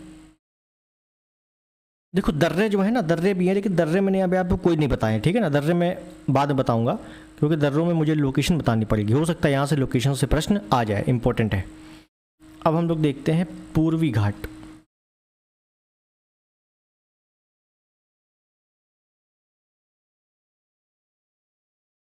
ये रहा पूर्वी घाट। अब पूर्वी घाट में कई सारी पहाड़ियाँ हैं, जैसे मान लो एक ये पहाड़ी है, लोकेशन वाइज अभी देखेंगे हम लोग, एक ये है, एक और सतत नहीं है, टुकड़े में है। ठीक है, ध्यान रखिएगा, ये सतत पहाड़ियाँ नहीं है, ये टुकड़े में है, ये इस प्रकार की। ठीक, कौन कौन सी ये देखते हैं। तो जो पहली पहाड़ी है इसको बोलते हैं गौरजात की पहाड़ियाँ, गौरजात पहाड़ी।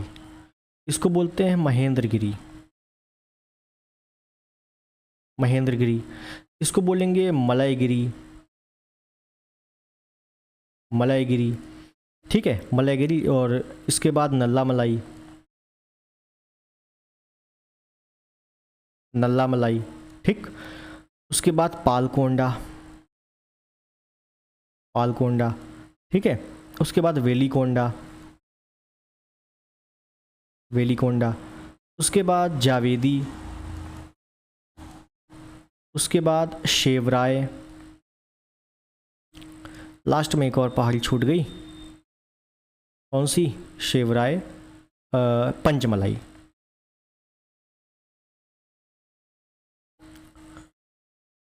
अब देखिएगा बहुत गौर से, गौरजात की पहाड़ी और महेंद्रगिरी ये दोनों उड़ीसा में हैं,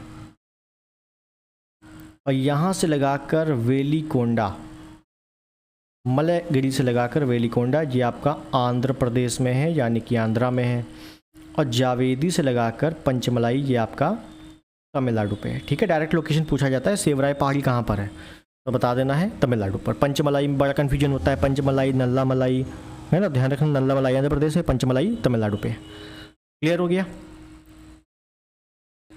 तो यहाँ तक बात क्लियर है। अब आगे चलते हैं, एक पार्ट है, दो पार्ट मुख्यतः अपने बचे हुए हैं। देखिए मैंने थंबनेल में पठार लिखा हुआ है, लेकिन पठार मैं आपको जब नदियाँ बताऊँगा तब बताऊँगा, क्योंकि नदियों पठारों से ही पूरा कंसेप्ट क्लियर हो जाएगा, ठीक है। तो इसको रहने देते हैं। अब हम लोग द्वीप समूह करते हैं, उसके बाद वन करते हैं, ठीक है।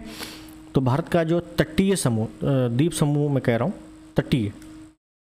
तटीय मैदान, सिंपल सा पॉइंट है और जल्दी ख़त्म हो जाएगा।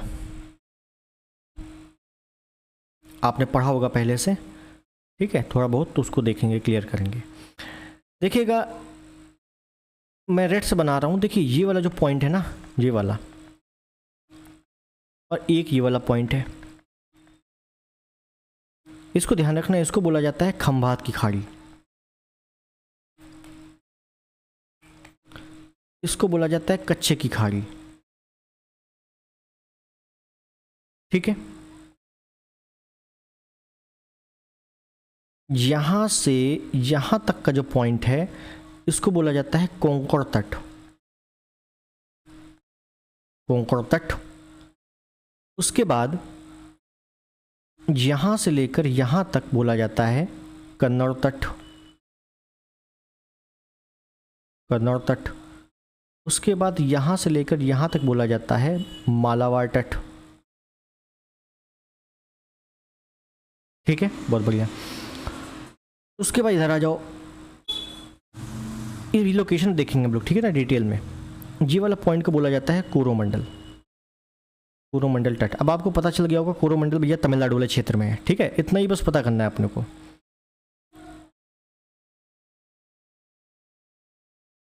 ठीक है। तो इसको बोला जाता है उत्तरी सरकार तट, उत्तरी सरकार तट।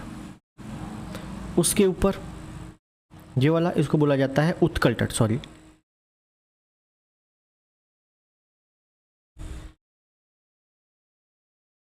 उत्कल तट, उड़ीसा वाला क्षेत्र, ठीक है। तो ये तटों को पहली बात तो ध्यान रखना। अब आगे देखते हैं, ठीक है। तो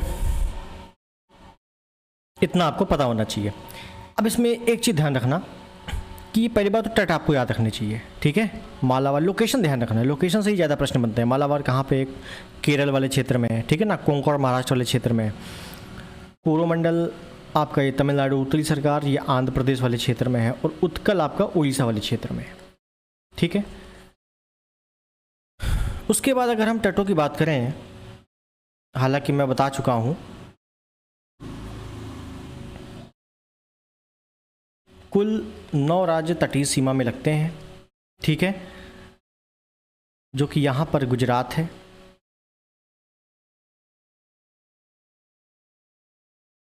महाराष्ट्र है, गोवा है, कर्नाटक, केरल,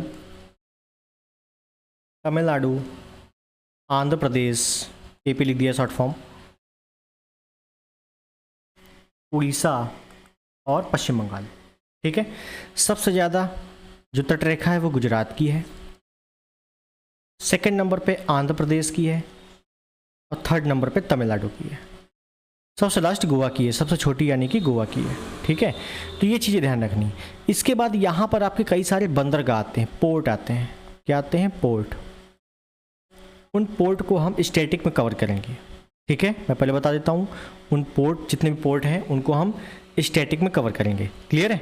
तो कुछ छोड़ेंगे नहीं, लेकिन बशर्ते एक पैकेज बनाना है अपने को, ठीक है। आगे देखते हैं। अब एक लास्ट सेगमेंट हम लोग कवर करते हैं इस वीडियो का, ठीक है। बाकी आगे हम लोग देखेंगे अलग अलग वीडियो में, लेकिन इस वीडियो का लास्ट सेगमेंट है वो है 1। और ये 1 वाला सेगमेंट आपको बहुत ही अच्छे तरीके से आपके सिलेबस में भी दिया हुआ है, ऑफिशियल सिलेबस में दिया हुआ है, ठीक है। इस वजह से 1 काफ़ी इम्पोर्टेंट हो जाता है और यहाँ से प्रश्न आने की भी काफ़ी उम्मीद रहती है। चाहे इस बार RO का पेपर देख लो, यहाँ से प्रश्न पूछे गए थे, बहुत ईजी प्रश्न आते हैं, बशर्ते उनको पढ़ना जरूरी है, ठीक है। तो मैं फटाक से आपको कवर करवा देता हूँ। उसमें आपने पढ़ा होगा, ये रिवीजन है, तो मैं फटाफट कवर करवा देता हूँ।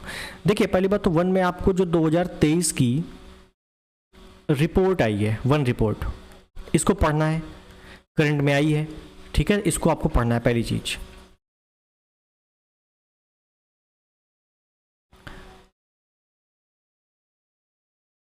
लेकिन अब 1 में अपने को जो देखना है वो देखना है बेसिक स्ट्रक्चर। इस बेसिक स्ट्रक्चर में एक तो हम लोकेशन देखेंगे, बहुत ज़्यादा अपने को रॉकेट साइंस नहीं करना है इसमें, ठीक है। और एक देखेंगे वनस्पतियाँ। ये 2 पॉइंट से आपसे पूछा जाता है। अगर किसी ने RO का पेपर दिया हो, उसमें पूछा गया था कि निम्नलिखित में से कौन सा वृक्ष कहाँ पर लोकेशन नहीं है, ठीक है। तो यानी कि सारी लोकेशन पता होंगी तभी आप कर पाओगे, ठीक। तो देखिए, तो मैं डायरेक्टली लिखता हूँ कि वनस्पति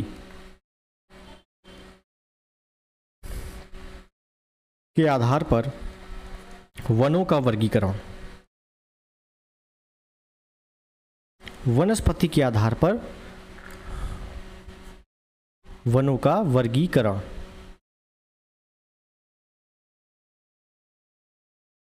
ठीक है। तो वनस्पति के आधार पर भैया जो वन है वो 5 प्रकार के हैं, 5 प्रकार के। कौन कौन से हैं देखेंगे अलग से। पहला जो प्रकार है उसमें हम लोग देखेंगे, उस ज़्यादा लिखेंगे नहीं, लोकेशन देखनी है आपको केवल, ठीक है ना। 2 बार देख लोगे इतना पार्ट तो आपको पूरा कवर हो जाएगा। उष्णकटिबंधीय, सदाबहार वन या अर्ध सदाबहार वन, ये दोनों एक ही चीज़ है, कुछ भी आ सकता है। दूसरा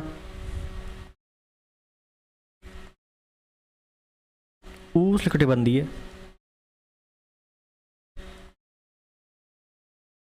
पतझड़ या पर्णपाती वन, ठीक है, काफी इंपॉर्टेंट है। तीसरा शुष्क कांटेदार वन,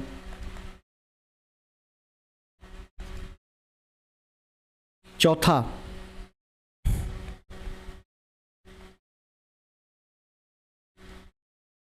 पर्वतीय वन, पांचवा डेल्टाई वन, ठीक है। तो 5 प्रकार के वन है। तो अब देखिएगा एक एक लोकेशन, या पहले मैं यहीं पे आपको लोकेशन बता देता हूं, उसके बाद कवर करते हैं।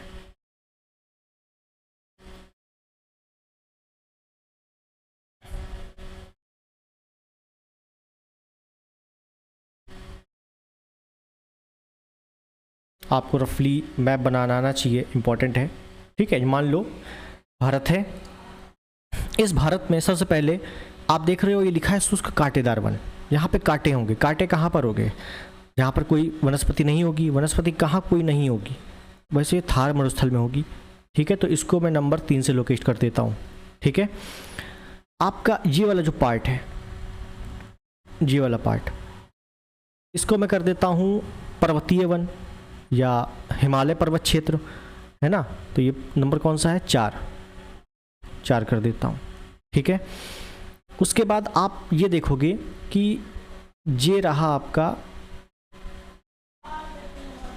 पश्चिमी घाट, ठीक है।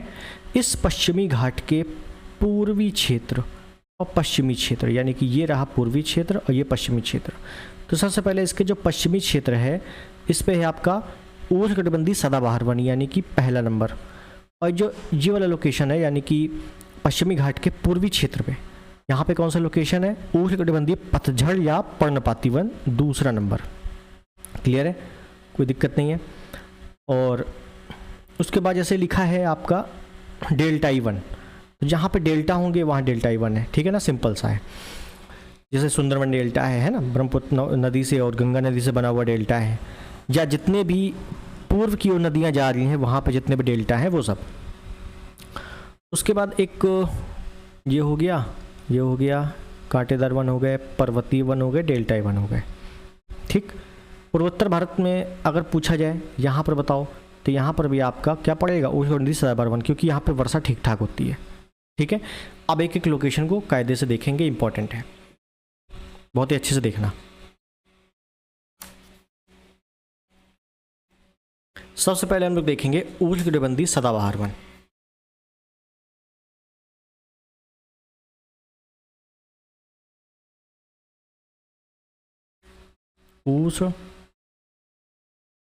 उष्णकटिबंधीय सदाबहार वन या अर्ध सदाबहार वन, कुछ भी कह दो, ठीक है। मेन इंपॉर्टेंट क्या है, ये वन कहाँ पाए जाएंगे, तो भैया जहाँ पर उच्च ताप होगा, मैं बोलता भी जा रहा हूँ थोड़ा बहुत लिखता भी जा रहा हूँ, ध्यान रखिएगा। उच्च ताप,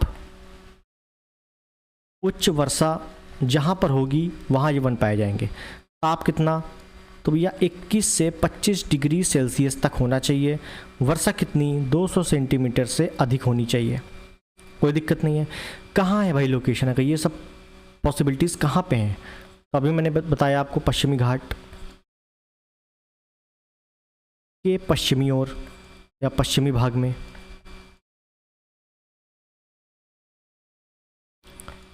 पूर्वी हिमालय आपका पूरा, अंडमान निकोबार द्वीप समूह। ध्यान दीजिए, अगर पूछा जाए कि बताओ अंडमान निकोबार द्वीप समूह में कौन सा वन पाया जाता है, तो उष्णकटिबंधीय सदाबहार वन भी टिक करोगे, ठीक है। उष्णकटिबंधीय अंडमान निकोबार, ठीक है, ये सारे वन पाए जाते हैं। मैं यहीं पर लिख दे रहा हूँ कौन से वन पाए जाएंगे, क्या पाए जाएंगे वनों में, कौन से पेड़ पौधे पाए जाएंगे, इंपॉर्टेंट क्या है, वनस्पतियाँ। तो याद रखना, रोजवुड आपने सुना होगा, रोजवुड, महोगनी, एनी, एबनी, बांस, ताड़, सिंकोना एटसेट्रा, ये सब पाई जाती है, ठीक है। पहला समाप्त। आगे देखिए दूसरा,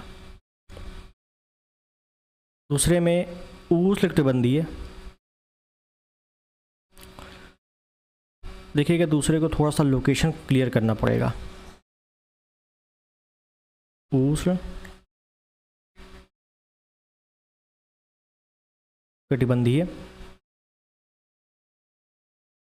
पतझड़ वन। अब इनमें दो प्रकार के हैं, एक है आर्द्र पर्णपाती, एक है शुष्क पर्णपाती, यानी कि आर्द्र पर्णपाती वन और शुष्क पर्णपाती वन, ठीक। अब देखिएगा कहाँ पे है, क्या है, इसकी बात करेंगे तो ये आर्द्र पर्णपाती, यानी कि आर्द्र मतलब क्या होता है, गीला, तो यानी कि वर्षा की मात्रा यहाँ पर 100 से 200 सेंटीमीटर के बीच में है। कोई दिक्कत है, कोई दिक्कत नहीं है। कहाँ पे है ये, तो पश्चिमी घाट के पूर्वी भाग पर है, उड़ीसा वाले क्षेत्र में है,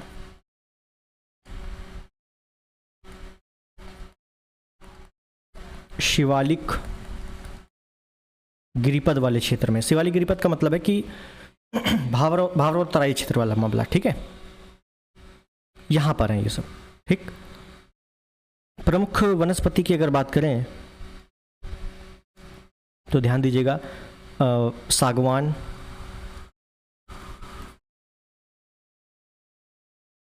साल, शीशम, चंदन, आंवला, महुआ, एटसेट्रा। ठीक, तो ये आपको इतना पता होना चाहिए, ठीक है ना। बहुत ही बेसिक में चल रहा हूँ, बहुत डिटेल में नहीं। शुष्क पर्णपाती, तो जहाँ सूखा क्षेत्र होगा, तो सूखा क्षेत्र होगा तो भाई वर्षा की मात्रा लगभग 70 से 100 सेंटीमीटर। ठीक है, बहुत बढ़िया। और कहाँ पर है भाई लोकेशन, तो लोकेशन ध्यान रखिएगा इसका, यूपी, बिहार का मैदानी भाग। ठीक है, ठीक है। वनस्पति कौन सी है बताओ, तेंदू, पलास, खैर, अमलतास, एक अक्सलवुड, अक्सल, या मैं नीचे लिख देता हूँ उसको, ये पूछा गया प्रश्न है। ठीक है,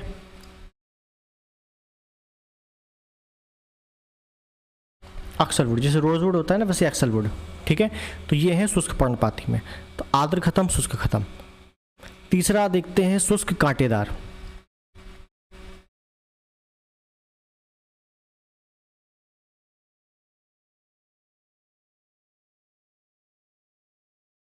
शुष्क